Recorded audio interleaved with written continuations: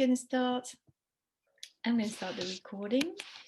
And thank you. I wanted to start maybe just by giving a very short introduction about myself. I'm a certified coach, and I really love helping people transforming their professional lives. That's really a passion and accomplishment of my career, which has been as well a very quite diversified, varied journey. Because I first worked as a language teacher, working abroad as an expat. So I worked in India, I worked in the UK, I worked in Colombia, in Spain. So for about 5 years, I've enjoyed a lot the globetrotter life and the language aspect, the culture, the openness of things. Then I went back to France and opened my business, co-founded a bilingual nursery in Bordeaux, which was really successful. And what I found was really appealing for me was actually more helping people, coaching the parents, or helping other people that wanted also to create a bilingual nursery, or helping people towards their career. So I naturally sort of switched and got a certified diploma, 8 months training. And I love now the opportunity to be working with people all over the globe, expats, or also people with different types of career, and mostly English speakers in France. So that's yeah, a few things about me. So tonight we're going to be together for about an hour. So feel free to speak. Just unmute yourself to comment or ask a question at any point. You can also use the chat box that's at the bottom in the middle icon of the bar, the window on Zoom. And as I was saying earlier, I received a lot of questions via the form, the Google form online. So it was amazing. So I've organized them and merged some of them that were very similar. So we're going to start with that. So the themes that we're going to cover today are job search, job application, language issues, more specifics around non-European expats, and business, freelance, self-employed aspects, and other types of questions. So yes, so a few of the questions that I got around job search. So one of them was, how can I find a temporary job? So it was more specific to a student, so a student doing a master's degree. So in France, there are different ways to work temporarily. We've got what we've called the recruitment agency that called intérim, which means temporary work in France.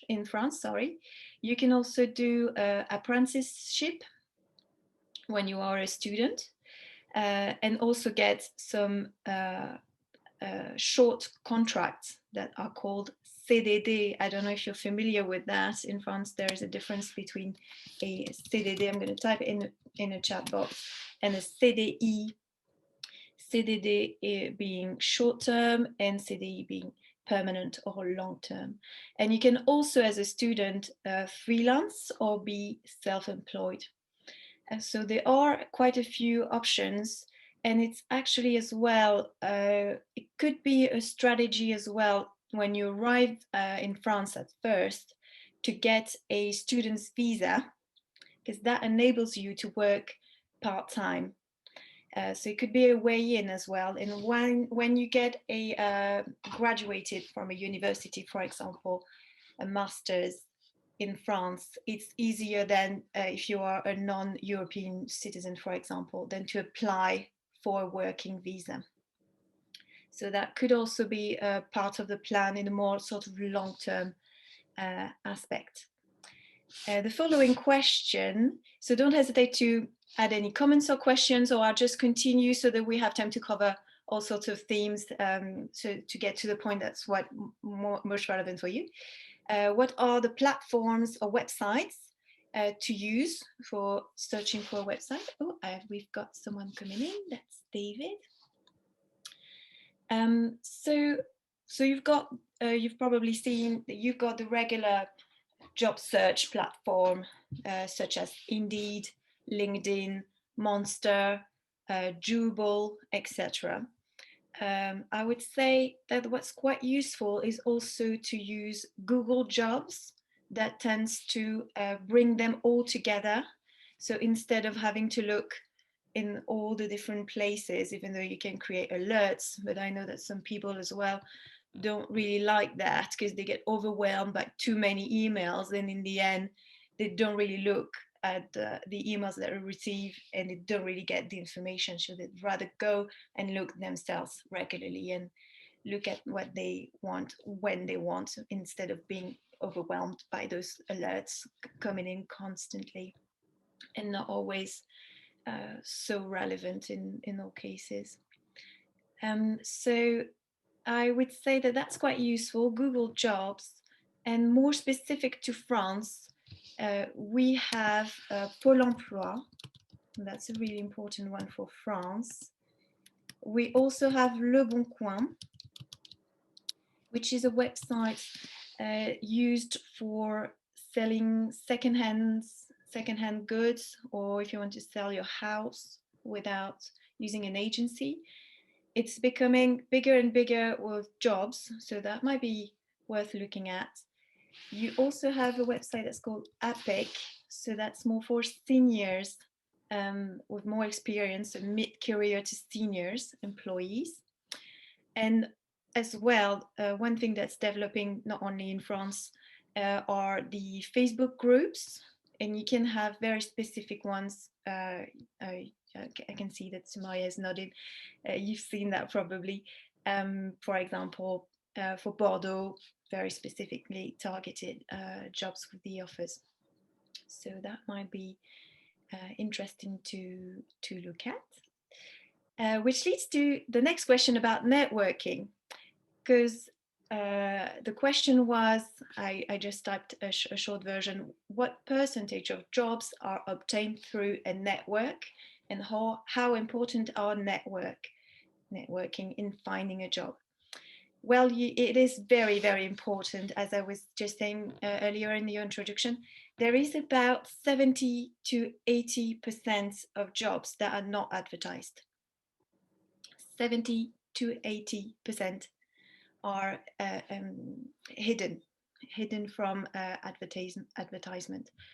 You get a lot also of a fake job post. So because there's a law as well in France that obliges the employer to post a job offer, even though he already knows who he wants to recruit and employ. So they have this pretend sort of recruitment. So they get CVs and they don't really look at them. So you never get an answer, you never get an interview. So it can be quite depressing, because they had to had an offer online and on their website and everything, but they actually have already found and already know who they want to employ. And also, I don't know if any of you have had the experience of being on the other side of recruiting someone in one of your jobs, but it takes a long time. It's a hard process. It's the recruiters would prefer, if they know someone that they've been recommended by someone from a source that's reliable, they'd prefer that. It saves time, it saves energy. And also in France, especially if you recruit someone with a CDI, it's very hard to break the contract. You've got to have a really good reason. So you don't want to be stuck with someone that's not fit for you, that's not the right fit. So that's why they would rather do some sourcing or a headhunting, or work with referrals and recommendation, rather than do a proper recruitment. Although, of course, that can work as well. But it's really important to have that in to take that into account. So networking is really important, but not any type of networking. It's not reaching out to anyone. It needs to be specific, it needs to be strategic, it needs to be relevant to you, your needs, your plan. There could be other ways to create that network. The idea is also to create a reputation. in your area of expertise, or about your project, or what your goal is. So for that, you could be also looking at volunteering or doing an internship. So having sorts of a way in to step foot into some kind of groups and some kind of people, so that they think of you later on when there's an opportunity arising. And while talking to a friend, that's, oh, I'm really looking for this and that. Oh, have you thought of this person? And this is also, in this context, spontaneous applications can work as well. They need to be, once more, very, very accurate and relevant. So in that context, networking is even more efficient. But they can also they can also work. And some, I think some people tend to be a bit negative about spontaneous application, and not do it when it could really open some doors. And the good thing about the English speaking network is that it's usually a smaller network, so it's easier in a way to be recognized in that network, to know the community, to understand who are the actors, who is doing what, who is working in that area, and how is it going, what's the rules, I would say, or the culture of that group. So it's an advantage in a way. It's easier to be familiar in these networks. Okay, moving on to the next question. Don't hesitate again if you want to add, comment, or ask something else. So what other jobs, or what jobs are out there for us expats? So you've probably seen online that there's a lot of talk around, of course, teaching, hospitality, and that kind of normal sorts of jobs associated with expats. But I would say that, of course, it depends of your situation, depends of your visa, it depends of your experience, your skills, your education. And you can be highly ambitious as well, and have high goals. In France, the jobs in high demand, for example, are around IT, science, the medical and care sector. They're really big at the moment. Education, and more practical things as well, like electricians or construction, agriculture as well is one of the big sectors that are hiring and are expanding. And I was saying also earlier, another point that's really important to take into account is the unemployment rate that is really high at the moment. But on the other end, more jobs are also remote, so that creates more opportunity. It opens things up, and I think that's what's really important as well, is to remember what makes you unique, not only in terms of hard skills, but also soft skills, your experiences. Maybe take advantage of your passion, of your hobbies, of everything that is you, and you can create something amazing abroad and or everywhere you want, really. So it's really important to be clear on the market and where you're going and what are the options, of course. But you can also get creative and imagine something amazing. So that was me talking a lot. You guys okay? Yeah. So far so good. Shall we carry on? All right. So moving on to the questions on job application. How can I prepare to apply for jobs? That was in that particular context after my master's, so when I finished my studies. But that can be a good question in general anyway. So it's important to be clear on the visa, on the administrative aspects, of course. I would say that, as I mentioned before, networking, volunteering, internship, any kind of experience that you can have previously is amazing. Very important to do the research on your field, on your sector, understand the market, understand the big companies, the actors, the salary range, the requirements, the experience that is expected, the type of soft skills, etc. So that's really, really important. Always, I would say, to be very clear on understanding the environment that you're targeting. Then also focus on, of course, and care a lot about your application documents. Of course, CV, cover letter, a portfolio can be also relevant depending on the sector and on the role that you are targeting, or on the business or project you're working on.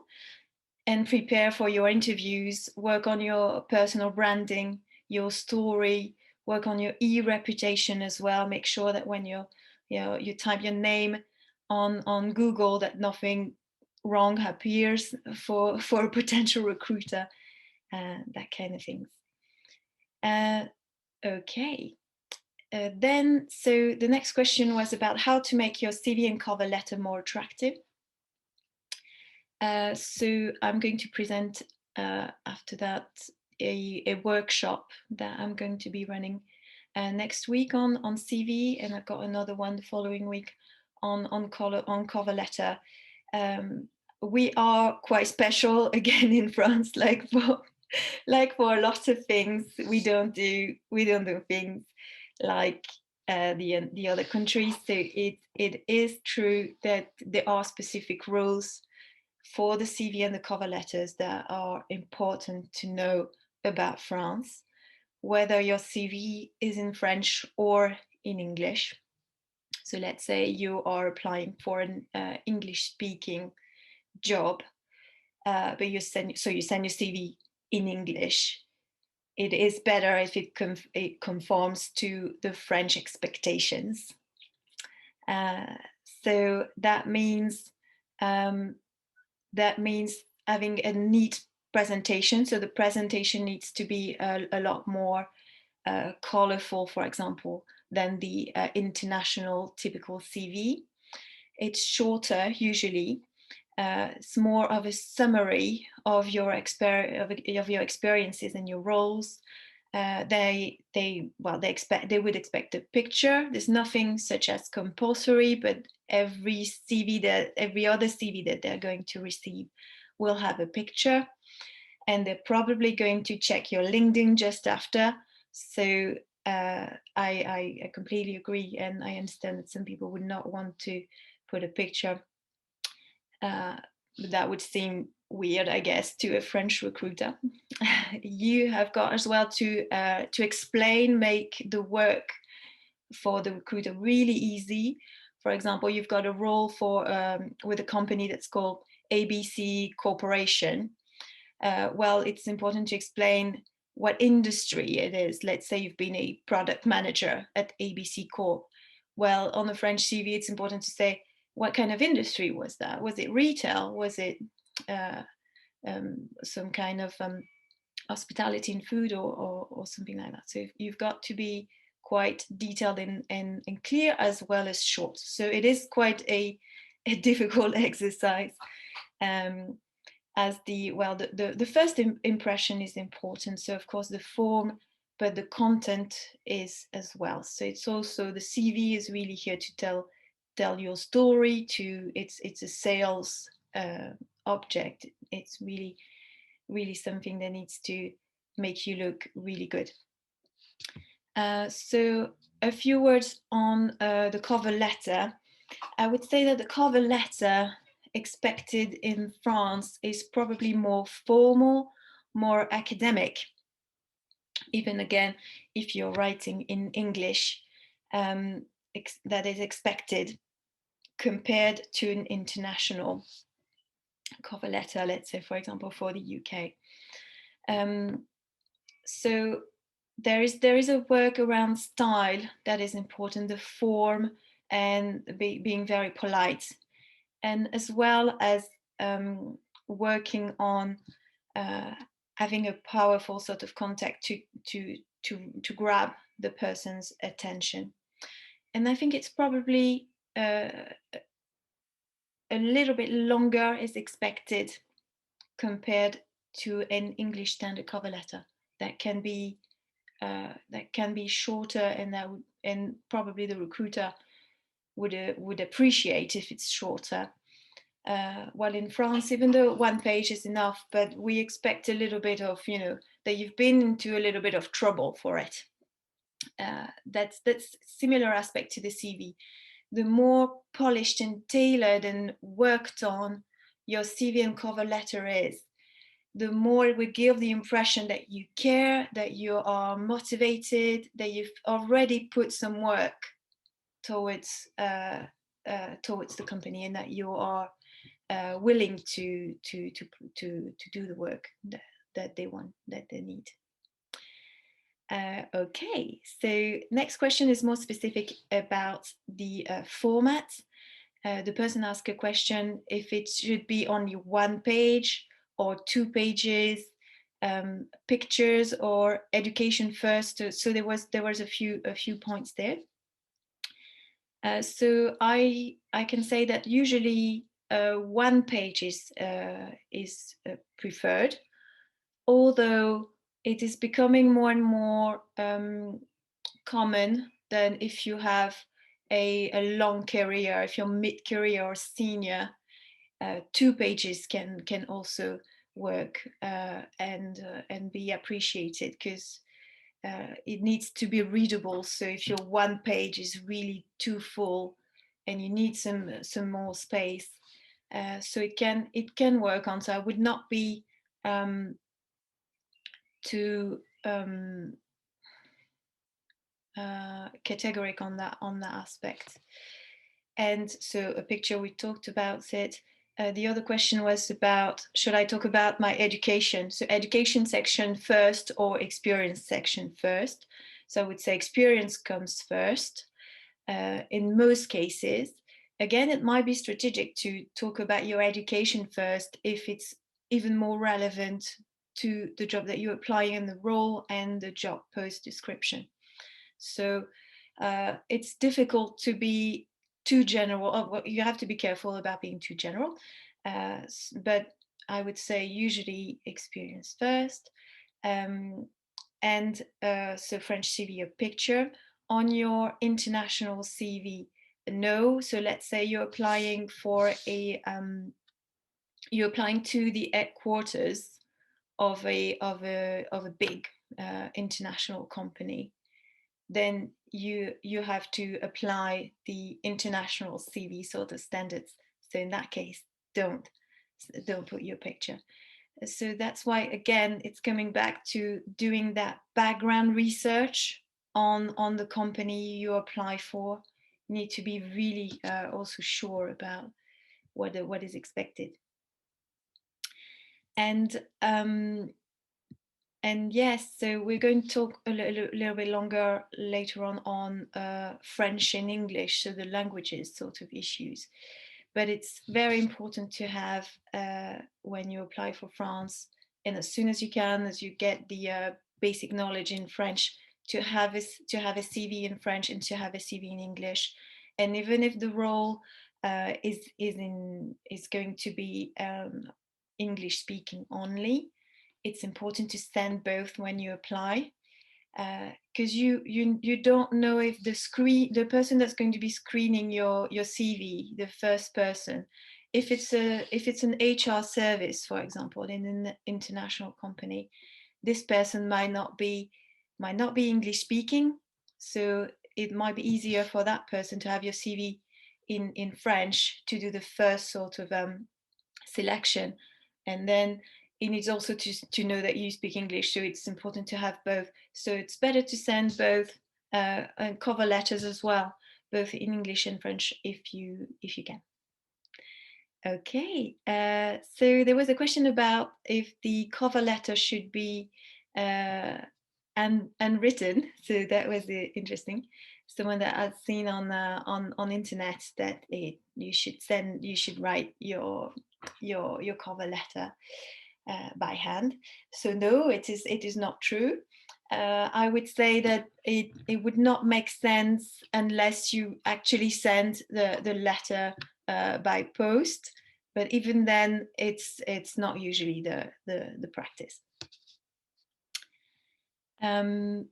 What should you expect from a job interview?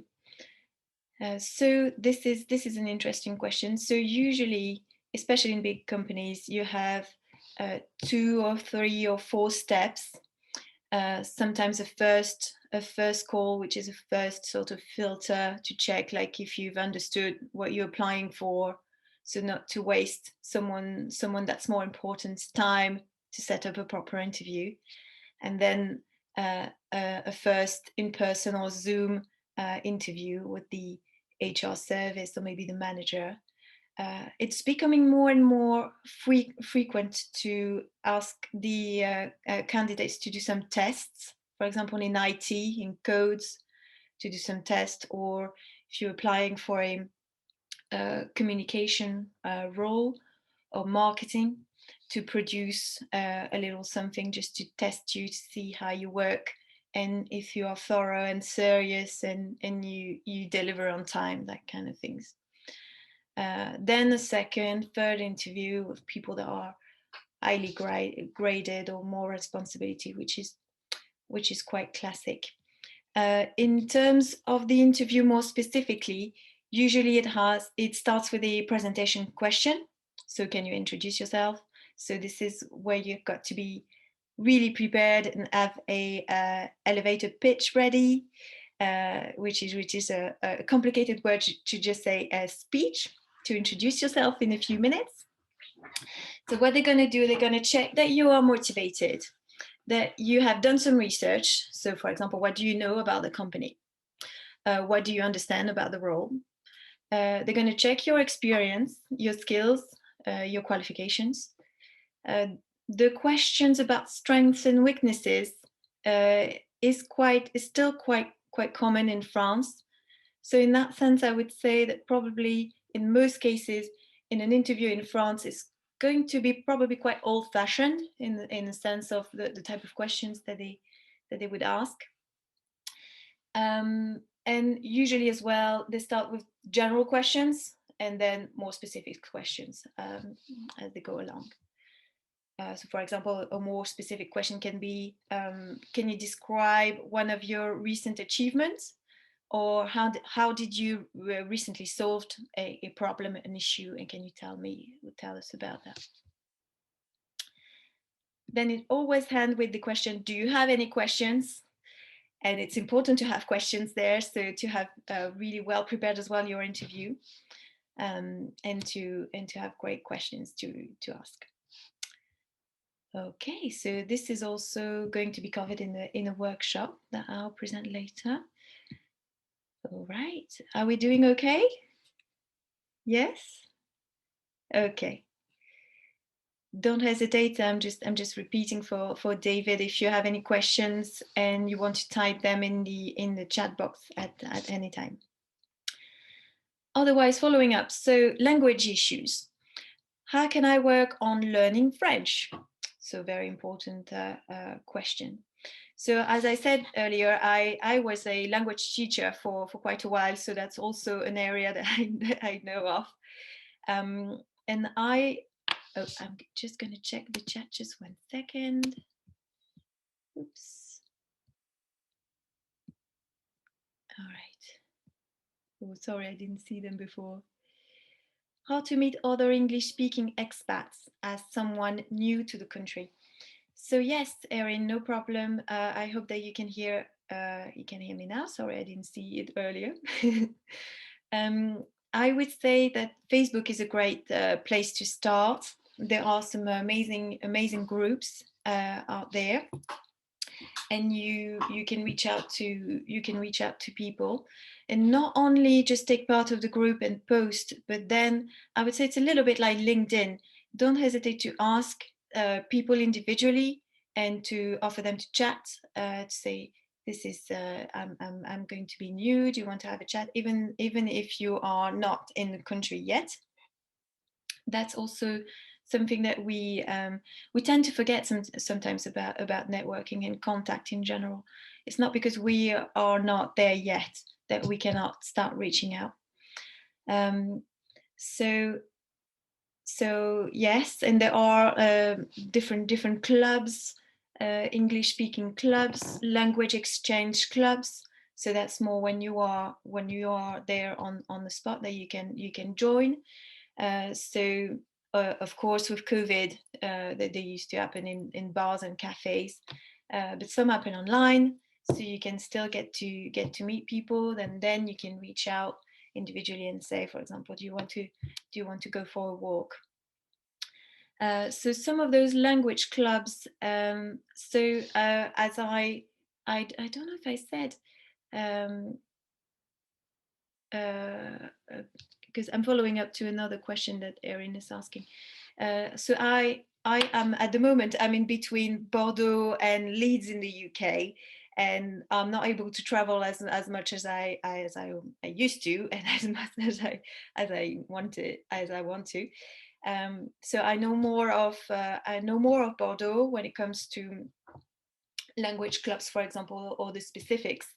But what I would suggest, because I know you're near the Paris area and there are many clubs as well, you can look online at some associations like American associations, British associations, and they do events, regular chats and talks, or just potluck dinner, that type of thing. So that's amazing things that you can join, and conferences and events. So I would recommend to have a look at that. All right. So how receptive are French feel about strangers reaching out to them via LinkedIn? So I would say that they would not have any problem with that as long as they have a little bit of English. Some French, if you probably realized that the level of English of the common French person is quite bad. So they might feel, I would not say, yeah, probably scared. Not like they would not want to reject you. Probably, well, some might, but in general, just very scared to speak English and to have a go at it. Um, so uh, but if their profile suggests that they have some notion of English, or they have some connection or some interest, I would say go for it. Reach out, absolutely. How do we get informs about your next sessions? So no problem, I'll tell you that later. And you'll get an information also on an email very soon. David is sorry that the video is not working. Okay, and I've answered a lot of his questions. All right. So if we're all good, I'm going to follow up on how to learn French.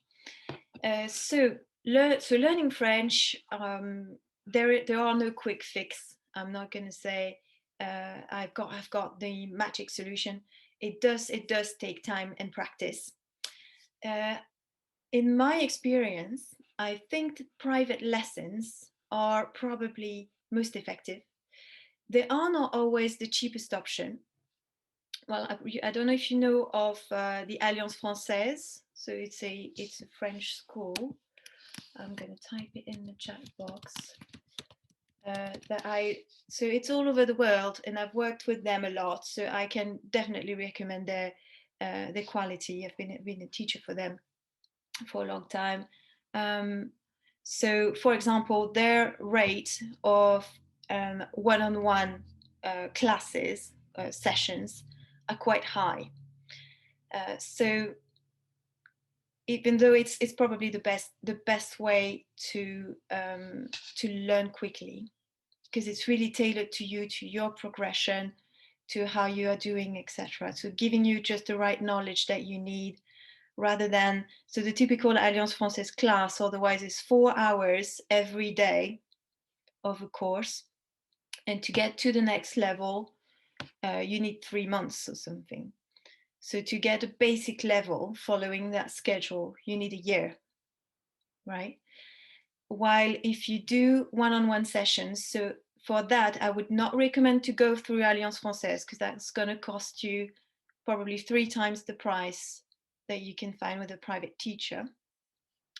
But if you know great teachers, and that I can recommend some people if you need any advice about that. That are, you know, qualified teacher and that probably worked as well at the Alliance Française and are self-employed, you know, on the side. That could work great for you, as well as language exchange groups, group practices, immersion as much as you can. But that seems quite obvious to say. To practice as much as you can in the everyday life. As well, volunteering can be a great option in that respect. Might be a little bit tricky with COVID, but there might be also some things happening online, which is not so exciting, I know, but still getting some French practice in some connections. Okay, so the next question is, how important is French for finding jobs? Great question. So it is important. At the same time, to English speakers, professionals are quite rare in France and in demand. You can see, like on the groups on Facebook, for example, a lot of people asking, do you know an English speaking dentist? Do you know a so and so specialist? So it's not so easy to find the right thing for you, but the demand is there. So it's a little bit of a paradox, really. Although ideally, if you're going for employment, I would say it's great to have both French and English. It is easier, but that seems obvious as well. But that doesn't mean that it's impossible. So I would recommend to get a basic level of French as soon as you can before you reach France or when you arrive in France. Keep on working with your French, not only staying around English speakers, for example, and getting some work and some help with your French. It's going to help you as well in your social life, in your everyday sort of going to the market. So I could not recommend more of reaching a basic level. Also, to be able to understand some job descriptions, because it's a bit of a paradox again, but as some of the people in the recruitment HR services that are going to be in charge of writing the job post, they're not going to have a great level of English, so they're going to do it in French, even though the role is going to be in English only. So that seems weird sometimes, and we're like, so can I apply in English then? Well, yes, you can, but then it's better if you can understand, you know, the job post as well, so have a basic knowledge of French to be able to read French, and also to understand the company's website, for example, when you're reaching out, even for a spontaneous application. If all of or most of the content of the website is in French, then it's good if you can grasp, you know, having a basic understanding is really recommended. Okay, so another question has popped up. Is it strict that people no longer in school and as experiences are not allowed to apply to these internship opportunities in France? Yes, you have to be a student, so studying in some kind of school, to be able to do an internship contract. The internship contract and the way it works needs the reference of a school that use as a government sort of responsibility. So an internship is an agreement between a school, a student, and a company. So I hope that answers your question. I use Duolingo. Is that enough to get a basic level? Well, so we're not very all equal when it comes to languages. Some people will pick up really quickly and they can learn almost on their own.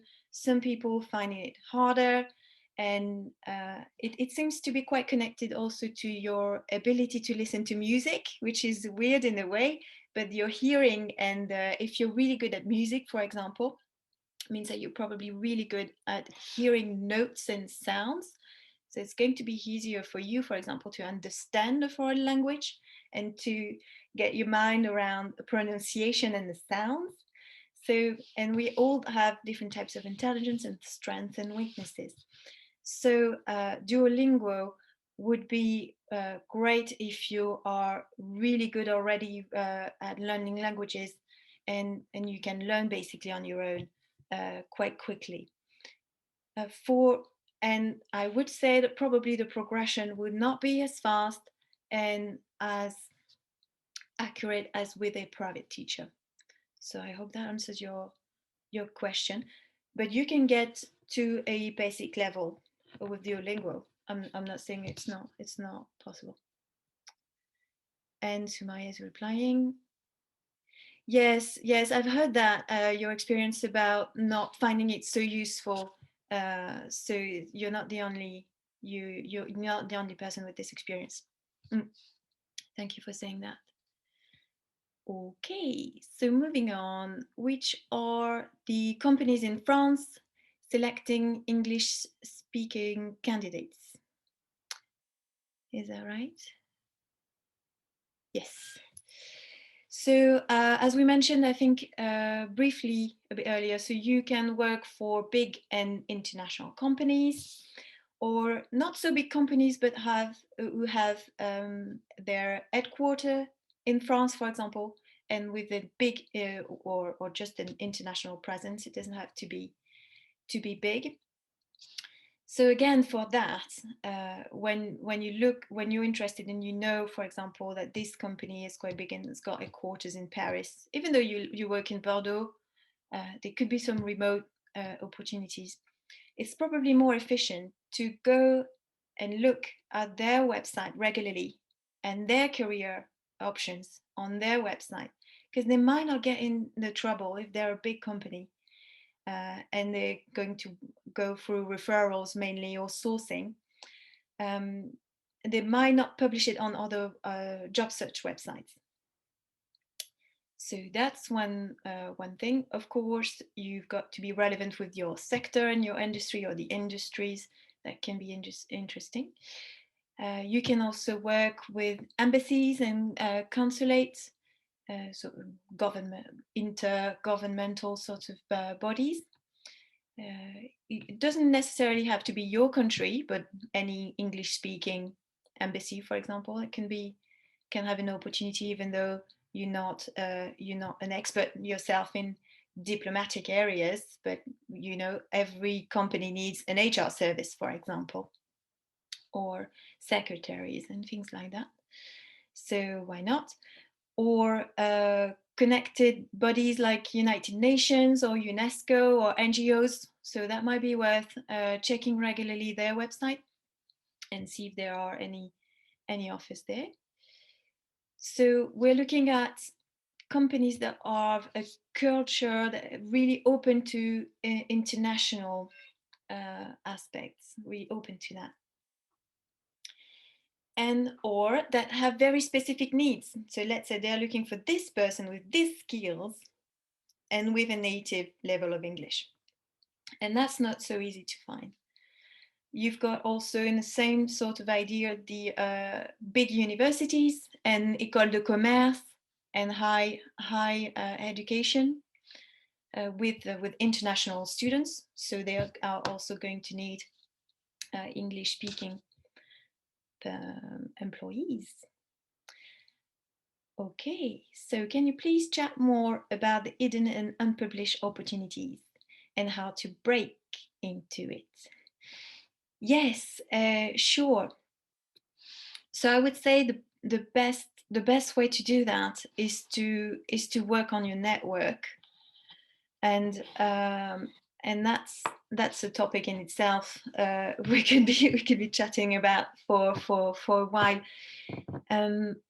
Networking is quite subtle. It's you've got to be out there. You've got to be known.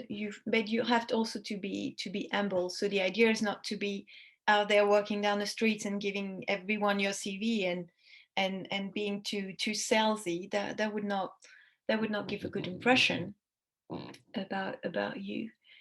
But to know a lot of people, and I know that can seem difficult for introverts to go out there and just reach out. But for that, you can use LinkedIn if you're not so self-assured, for example, and just reaching out, writing, just say, I've noticed your profile, or we've been to the same online conference about this, so I really like this article that you have written on your blog, because that's related to your area of expertise. And then you can get chatty and you can know this person. And this is how you gradually step into that network that's going to get you the right referrals and create that reputation. So I hope it helps, Erin. Another quick, so we've got that covered. Which companies select English speakers? Okay. Another quick tip as well, what you can do on the job search website, it's important as well to be very clear about the keywords that you use. And if you are looking for specifically English speaking roles, you really want to type English speaking, international, English, but also type it in French, anglais, anglophone, langue de travail, anglais, etc. Right. So that was also about English speaking. Are there specialized recruitment agencies? So recruitment agencies in France are really more specialized in temporary work rather than regular employment work. So there are a few that exist, but I would not recommend them. What I found more interesting is more the local sorts of jobs. For example, I'm gonna copy and paste a few here in the chat box. Up. You've got Anglo Info Île-de-France, findajobinfrance.com, Jobs in Network, Jobs in Paris. Jobs in Paris also have a section for Bordeaux, thelocal.fr, a few websites. Again, it's not incredible and magical, and there isn't a lot of opportunities, but you only need one job, so there might be something worth looking at. But I would say keep working on also on this networking, on this contact, rather than just focusing on the job search and only doing that, because that also can be a bit depressing. So it helps to keep a good momentum going as well with some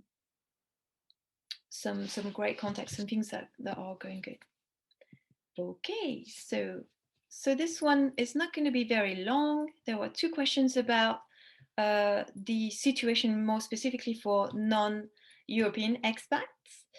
What are the easiest ways to get a visa? So this person is an American freelancing for US companies who simply wants to live in France. So visas are complicated, of course, as you already know. So it's difficult, for example, to get a work visa. First, you need to have a job, so you need to have found an employer. And the difficulty as well about this is that there are laws in France that prevent the employees from, well, they've got to have a good reason for employing someone that's not European. So they've got to be able to prove that they cannot find someone that's European that would fit this particular role. So that's not helping. So I would say there might be other options that are worth considering, especially if you are freelancing. You can ask for a visitor's visa and still be able to freelance. So you need to be careful about that and check the specifics of your self-employed activity. So for different activities, you might need a certain type of visa or a specific sort of permit. Another option could start with the student visa, so you can work part-time and learn French, for example, and that gives you time as well to find some work, or get get a another type of family visa, etc. And what types of companies are open to hiring non-European expats? So that's going to be a similar answer to the other question on what companies can hire English-speaking persons. So I think, though, that that Brexit, in that sense, can be helping, in the sense that until now, companies could favor easily someone coming from the UK because it was a European, so not having to go through the administrative sort of trouble to employ someone. So in that sense, I think it's going to create a little bit more balance and a bit more opportunities as well for non-European persons. So they might need, if they need someone native and with those specific skills, they might need to go through this process, and that might, in the long term, hopefully help to ease down a little bit those rules and regulations, which I think could be great. Right. Sorry that we are taking a long time. So moving on to business and freelancing. So that should not take so long either. So how can I be self-employed in France? So being self-employed is one of the easiest option, actually. And it's quite easy as well to, or easier, let's say, to get a visa to become self-employed, to set up, for example, a self-employed freelance and enterprise is fairly easy for everyone. So we're quite equal. Although if you're not non-European, you have to handle a bit more paperwork. But the regulations around that are a bit more flexible. And so there are opportunities around the childcare sector, for example, the wine industry, the IT, science, and the different sectors that I mentioned previously. Importing goods as well that are not available in France. So special foods, for example, that are really big internationally. And surprisingly, you get to France and you're like, well, I can't find this, so I can't find that. So that's developing as well. There are people that are creating great businesses in there and really successful by making those products accessible. And there is a big potential really to create businesses. It's something that I think is going to reshape completely the way employment and work works in the long run, and that's, I think it's something that is going to be encouraged, and I really encourage people into looking into doing that. Of course, you need to be really well prepared, do a great market study, a risk analysis, do some surveying, talking to people.